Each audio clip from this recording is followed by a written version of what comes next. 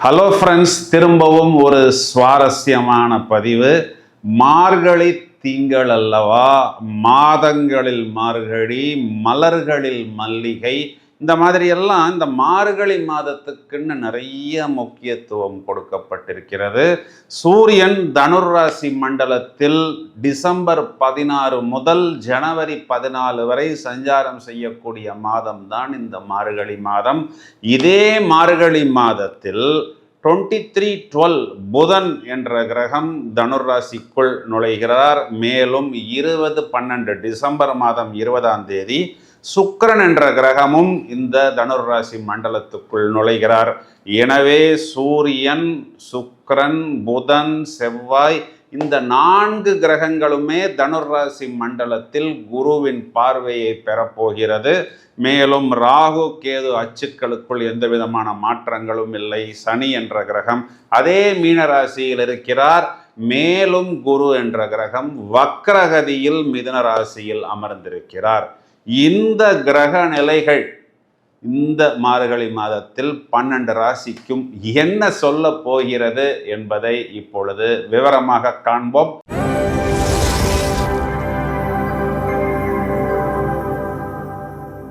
கும்பராசிக்கே பலன் சொல்றதுக்கு ரொம்ப நேரமாக காத்து கொண்டிருக்கிறேன். எல்லா கும்பராசியும் சொல்ல போறது ஒரே ஒரு விஷயம்தான். கும்னு குத்து வாங்கிட்டோம் சார், 7.5 சனியில இன்னும் கொஞ்சம் பாக்கி இருக்கு சார் அப்படின்னு எல்லாம் சொல்லுவது இந்த மாதம் மார்கழி மாதம் உங்களுக்கு ஒர்க் அவுட் ஆகாது.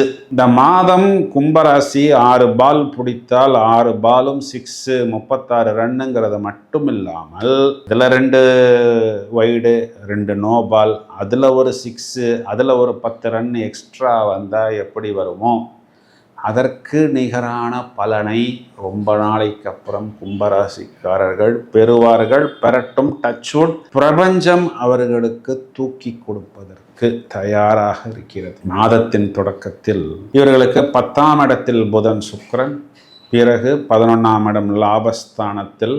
லாபஸ்தானத்தில் எவ்வளவு கிரகம்னு பார்த்தா புதன், சுக்கிரன், சூரியன், செவ்வாய், லாபாதிபதியின் பார்வை. அப்போ என்ன ஆகும்? குருமங்கள யோகம், சிவராஜ யோகம், இந்த அமலா யோகம், புதன் சுக்கிரன் சேர்க்கை, மகாவிஷ்ணு மகாலட்சுமி ஒன்றான கூட்டணி, லாபத்தில் தொழில், ஜீவனம், வெற்றி, சுகஸ்தானம், பாக்கியம், சப்தமாதிபதி, பஞ்சமஸ்தானம், 5-11 பரிவர்த்தனை அப்படிங்கிற மாதிரி ஒரு பாதிக்கு மேற்பட்ட யோகங்கள் ஜோதிடத்தில் என்னென்னலாம் சொல்லப்பட்டிருக்கிறதோ அதெல்லாம் தூக்கி மொத்தமாக கும்பராசிக்கு நாம் எழுதி கொடுத்து விடலாம். ரொம்ப நாளைக்கு அப்புறம் இந்த மாதிரி ஒரு multi dimensional income and multi dimensional profit இவர்களுக்கு கண்டிப்பாக வரட்டும். இவர்களுக்கு தேவை. ஏன்னா இந்த பக்கம் அந்த அளவுக்கு பஞ்சரானது, காத்து போனது, அடிபட்டது, நொறுங்கியது, நசுங்கியது எல்லாமே இவர்கள் தான். இப்போ இடம் பூமியாக இருந்தாலும், வேலை வாய்ப்பாக இருந்தாலும், குழந்தைகளாக இருந்தாலும், லைஃப் பார்ட்னராக இருந்தாலும், பெற்றோர்களாக இருந்தாலும், வாய்ப்புகளாக இருந்தாலும், வெளிநாடாக இருந்தாலும், தொடர்பாக இருந்தாலும், இப்போ நான் சொன்ன எல்லா விஷயமும், ஒரு இடம் கட்டி வச்சிருக்கிறேன், டெனண்ட் வரல, வாடகைக்கு ஆள் வரல அப்படின்னா அதற்கு ஒரு நல்ல டெபாசிட்டுடன் ஒருவர் வருவார். கடனை அடைத்து கொள்வது, இடம் விற்க வேண்டுமா, அதன் மூலம் ஒரு அபிவிருத்தி, பூர்வீகத்திலிருந்து இருக்கக்கூடிய பிரச்சனைகள் தீர்வது, கல்வியின் மேன்மை, குழந்தைகள் வெளிநாட்டில் கடனை வாங்கி அனுப்பிச்சு படிக்க வச்சோம் பிரதர், ஆனால் வேலை வரவில்லை, அவங்களுக்கு சம்பளம் வரவில்லை, இஎம்ஐ மட்டும் எங்களுக்கு இருக்குது அப்படின்னா இந்த குழந்தைக்கு கண்டிப்பாக ஒரு நல்ல வாய்ப்பு, அந்த குழந்தையை இஎம்ஐயை கட்டி கொள்வது, இந்த மாதிரி எல்லாம் வருவதை விட இன்னும் ஒரு படி மேலே தூக்கி கொடுக்கக்கூடிய அளவுக்கு இவர்களுக்கு ப்ளஸ் பாயிண்ட் வரும். என்ன ப்ளஸ் பாயிண்ட் அப்படின்னா, 3ஆம் அதிபதி செவ்வாய், 7ஆம் அதிபதி சூரியன் 11ஆம் வீட்டில் 11ஆம் அதிபதியின் பார்வையில். அப்போ என்னன்னா இந்த 3, 7, 11 இந்த காமத்திரிகோணம்ங்கிற அமைப்பில் வருகிறது.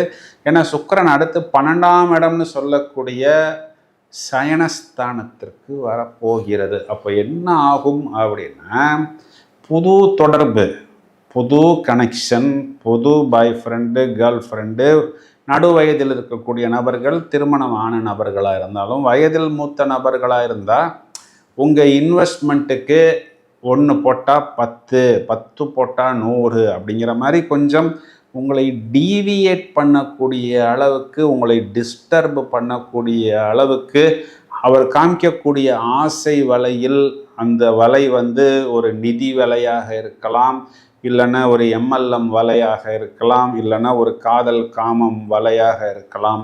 நாம் போய் விழுவது போன்ற ஒரு அமைப்பு அப்படிங்கிறது ஏற்பட்டாலும் கடைசி நிமிஷத்தில் நீங்கள் அந்த வலையிலிருந்து வெளியே வந்து விடுவீர்கள். இதற்கு காரணம் 11ஆம் இடத்துக்கு குரு பார்வை, குரு அருளும் திருவருளும் ஒன்றாக அங்கே கிடைக்கிறது. என்ன சொல்லணும் அப்படின்னா, I am busy, to not disturb me, என்னை தொந்தரவு செய்யாதே அப்படின்னு சொல்லி கொண்டால் போரும். ஏன்னா ராசியில் இருக்கக்கூடிய ராகுவை குரு பார்க்கிறார்.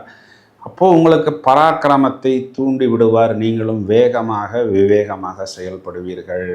மைனஸ் பாயிண்ட்டு அப்படின்னு பார்த்தா 7ஆம் இடத்தில் இருக்கக்கூடிய கேது வயிறு சம்பந்தப்பட்ட விஷயத்தில் கொஞ்சம் சின்ன சின்ன டென்ஷன்ஸ் கொடுப்பார். ரொம்பவும் காரமான உணவெல்லாம் எடுத்துக்கொள்ளாமல் ஓரளவுக்கு இந்த சாத்வீகமான உணவு பழக்கம், இரவு நேரத்தில் ரொம்ப லேட்டாக சாப்பிடுவது, ஸ்பைசியாக சாப்பிடுவது, இதெல்லாம் அவாய்டு பண்ணிவிடுங்கள். கணவனை குறிகாட்டக்கூடிய செவ்வாயாக இருந்தாலும் சூரியனாக இருந்தாலும் கும்பராசி சகோதரிகளுக்கு 2 கிரகமுமே 11ன்னு சொல்லக்கூடிய லாபத்தில், அப்புறம் ரொம்ப நாளைக்கு அப்புறம் கணவனால் ஒரு சந்தோஷம், சமாதானம், லாபம் சிஸ்டர் அப்படி நீங்கள் எடுத்துக்கொள்ளலாம். வயதில் மூத்த நபர்களுக்கு குறிப்பாக வயிறு சம்பந்தப்பட்ட விஷயங்களை மட்டும் கவனமாக பார்த்து கொண்டால் போரும். குழந்தைகள் கல்வியில் வெறித்தனம்னு சொல்வது போல் ஒரு விடாப்பிடியாக அந்த விஷயத்தை படித்து ஜெயிப்பார்கள்.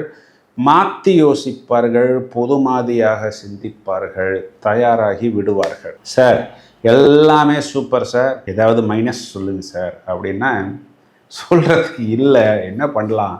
இப்போ செவ்வாய் அடுத்து உங்கள் ராசிக்கு 12ஆம் இடத்தில் உச்சமடைய போகிறார்.